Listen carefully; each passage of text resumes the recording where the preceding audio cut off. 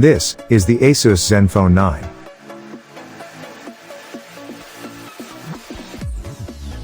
There's a lot to like about the way the Zenfone 9 looks.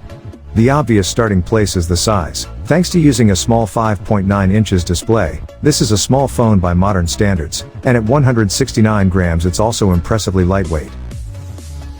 At 9.1 millimeters thick, it's not the thinnest phone around, but you'd certainly not call it chunky, and that very slight extra thickness feels irrelevant once you factor in how compact the phone is overall. Available in 4 colors: black, blue, red, and an off-white. It also boasts a grippy textured finish. The protective standards here are top-notch too. The display is coated in Gorilla Glass Victus, the latest standard, and the phone as a whole has an IP68 rating for dust and water resistance. The key to the Zenfone 9's size is the decision to use a 5.9 inches display. That's far smaller than most flagships, many of which are pushing close to 7 inches now and more compact than even the likes of the Galaxy S22 or the Xiaomi 12. Despite the size, the Zenfone 9 screen isn't short on specs. It's an AMOLED panel with a 120Hz refresh rate and a full HD Plus resolution, and it also supports HDR10 Plus content. It's also bright too, 1100 nits peak brightness according to Asus, which in practice was enough to make it comfortable to use even in bright daylight. Essentially, this is the best small screen around, with no real compromises apart from its size.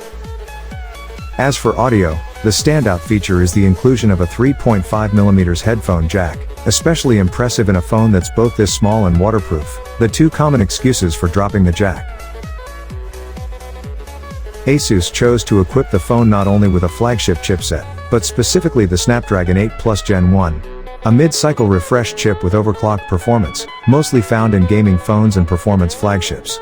Combine that with the option to spec the phone with up to 16GB RAM and 256GB storage, and you have a phone that's not just powerful for its size, but a downright powerhouse in its own right.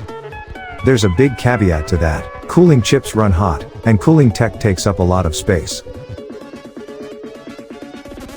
In regular day-to-day use the phone flies, with no lag or stutter, and together with the 120Hz display it feels exceptionally responsive. US viewers should note that it doesn't support mmWave, so won't handle 5G on every carrier. Wi-Fi 6E, Bluetooth 5.2, and NFC round out the connectivity, and it also supports dual SIM. Though there's no option to expand storage with a microSD card.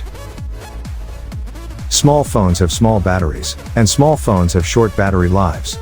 Despite the phone itself being a touch smaller, the Zenfone 9's battery is bigger than before, with a total capacity of 4,300 mAh. That's still small by flagship standards. Charging is a little limited. There's no wireless charging support, and wired charging is at 30 watts. It restored 56% of the battery in half an hour, meaning a full charge will take an hour or so. If there's one area where the Zenfone 9 arguably falls behind its flagship competition, it's the camera spec, though it really depends where your priorities lay. Asus has included just 2 rear lenses here, a 50MP main camera, and a 12MP ultra-wide. There's no telephoto or periscope, nor is there a dedicated macro camera, similar to the lens selection on the Pixel 6 and iPhone 13. On the front, there's a 12MP selfie camera, which for the most part impresses.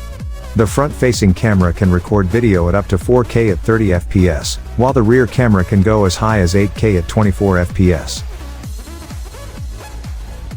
The Zenfone 9 ships with Android 12, and runs Asus's Zen UI on top.